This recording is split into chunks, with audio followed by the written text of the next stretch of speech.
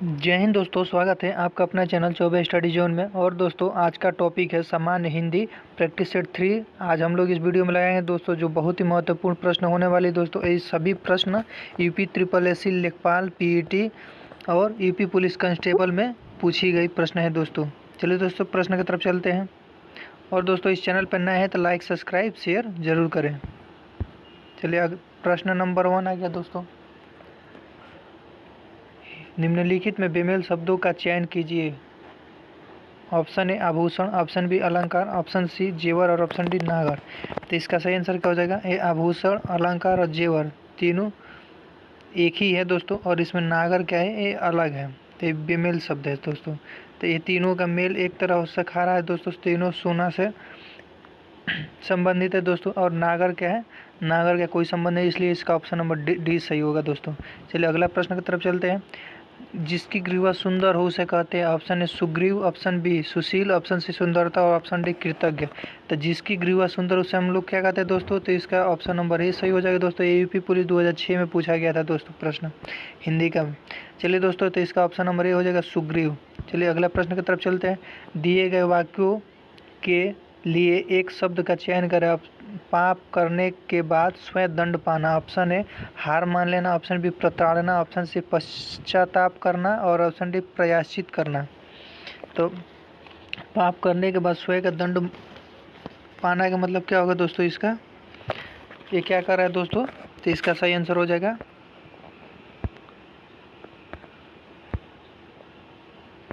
इसका सही आंसर क्या हो जाएगा? ऑप्शन नंबर डी सही हो जाएगा, प्रयाश्चित करना। चलिए अगला प्रश्न की तरफ चलते हैं। दिए गए विकल्पों में दिए गए वाक्यों के लिए एक शब्द का चयन करें। ऑप्शन जो शीघ्र प्रसन्न हो जाए उसे कहते हैं। दिए गए वाक्यों के लिए एक शब्द का चयन करें जो शीघ्र प्रसन्न हो जाए उसे कहते हैं। दोस्तों थोड़ा पढ़ने में मिस्टेक हो गई दोस्तों।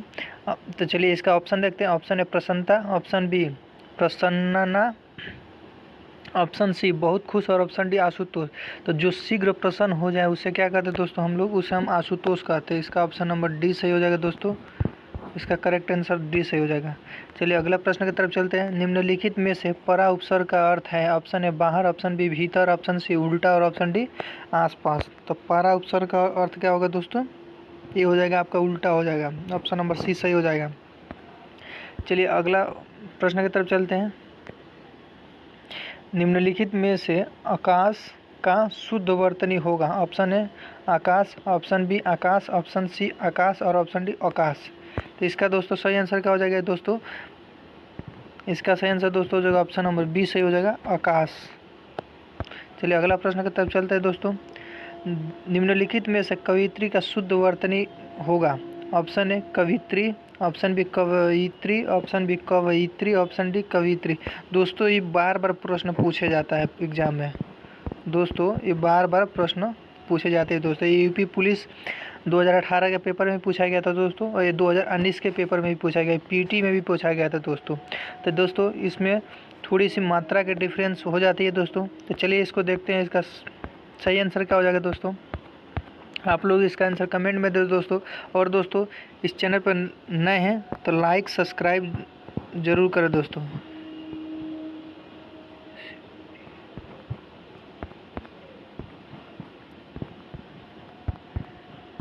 दोस्तों इस चैनल पर नए हैं तो लाइक सब्सक्राइब शेयर जरूर करें दोस्तों। चलिए तो इसका सही आंसर दोस्तों देखते हैं, इसका क्या हो जाएगा। इसका सही आंसर दोस्तों कमेंट में दीजिए। ये बहुत ही महत्वपूर्ण दोस्तों प्रश्न है। तो इसका सही आंसर दोस्तों क्या हो जाएगा? ऑप्शन नंबर सी सही हो जाएगा, कवयित्री। चलिए अगला प्रश्न की तरफ चलते हैं। निम्नलिखित में से रचयिता का शुद्ध वर्तनी है। ऑप्शन ए रचयिता, ऑप्शन बी रचयिता, ऑप्शन सी रचयिता, ऑप्शन डी रचयिता। तो इसका सही आंसर दोस्तों क्या हो जाएगा रचयिता का। चलिए इसको आंसर दीजिए दोस्तों। तो ये आपका ऑप्शन नंबर दोस्तों ए सही हो जाएगा, रचयिता। चलिए अगला प्रश्न की तरफ चलते हैं। प्रसिद्ध गोदान उपन्यास के लेखक माना जाता है। Option A Goswami Tulsidas, option B Ramdhari Singh Dinkar, option D Makhanlal Chaturvedi और ऑप्शन डी मुंशी प्रेमचंद। तो गोदान का प्रमुख उपन्यास के लेखक दोस्तों कौन है? तो ये मुंशी प्रेमचंद जी हैं। दोस्तों इनकी और भी बहुत सारी रचना है, जैसे रंग हो गया, रंग भूमि, कर्म भूमि, सेवा सदन, गबन, मंगलसूत्र इनका अधूरा उपन्यास है दोस्तों।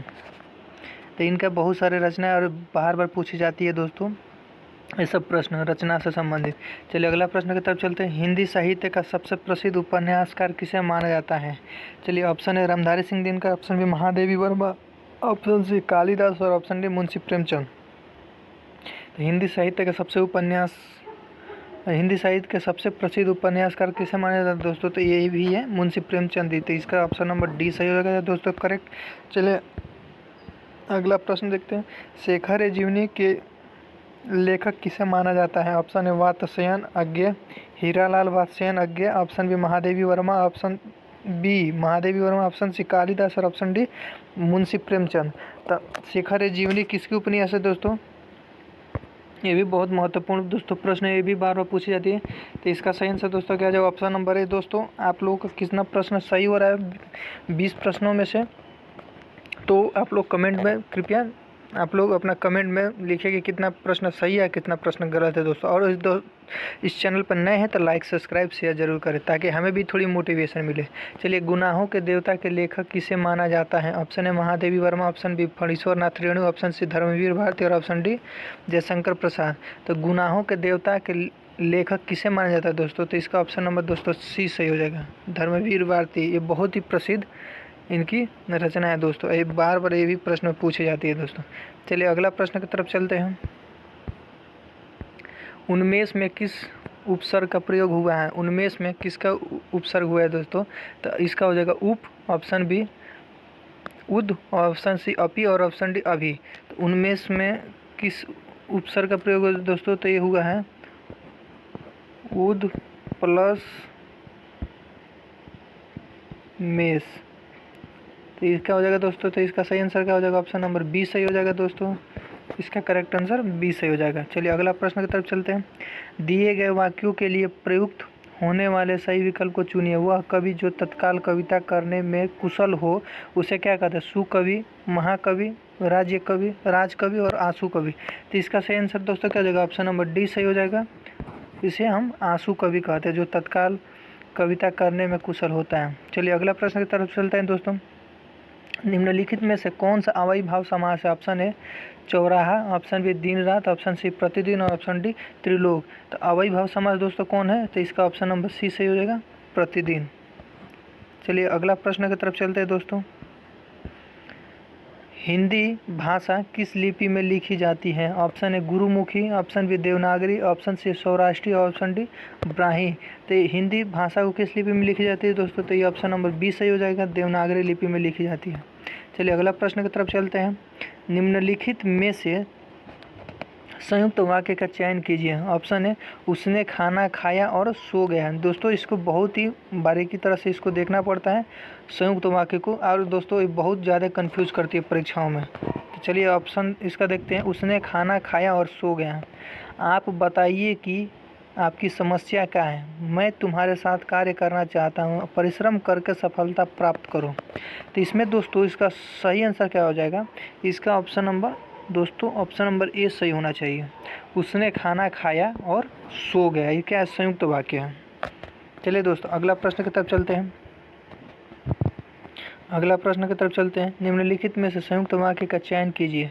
ऑप्शन ए परिश्रम करके सफलता प्राप्त करें, ऑप्शन बी यदि काम पूरा करोगे तो जुर्माना होगा, ऑप्शन सी उसने गलत काम करके अपजस कमाया, ऑप्शन डी काम समाप्त करो और जाओ। तो इसका सही आंसर दोस्तों क्या हो जाएगा? इसका दोस्तों सही आंसर क्या हो जाएगा? इसका ऑप्शन नंबर दोस्तों डी सही हो जाएगा, काम समाप्त करो और जाओ। चलिए अगला प्रश्न की तरफ चलते हैं दोस्तों। जो भाव मन में अकेले केवल अल्पकाल तक संचरण करके चले जाते हैं उसे कहा जाता है अनुभव, ऑप्शन बी विभव, ऑप्शन सी व्यभिचारी भाव और ऑप्शन सी संचारी भाव। तो ये कितना कौन सा होता है? संचारी भाव होता है। इसकी कितनी संख्या होती है दोस्तों? 33 संख्या होती है। चलिए अगले प्रश्न की तरफ। छंद से संबंधित गुणों की संख्या कितनी होती है दोस्तों? तो option A 6, option B 8, option C 10 और ऑप्शन डी 7। तो इसका सही आंसर दोस्तों क्या हो जाएगा? ऑप्शन नंबर 20 सही हो जाएगा, 8 होता है। चलिए दोस्तों अगला प्रश्न की तरफ चलते हैं। निम्नलिखित में से किस समास का पूर्व पद प्रधान होता है? ऑप्शन ए तत्पुरुष समास, ऑप्शन बी कर्मधारय, ऑप्शन सी अव्ययभार और ऑप्शन डी बहुब्रीहि समास। तो इसका किसका दोस्तों पूर्व पद प्रधान होता है? तो एक कौन सा समास का होता है?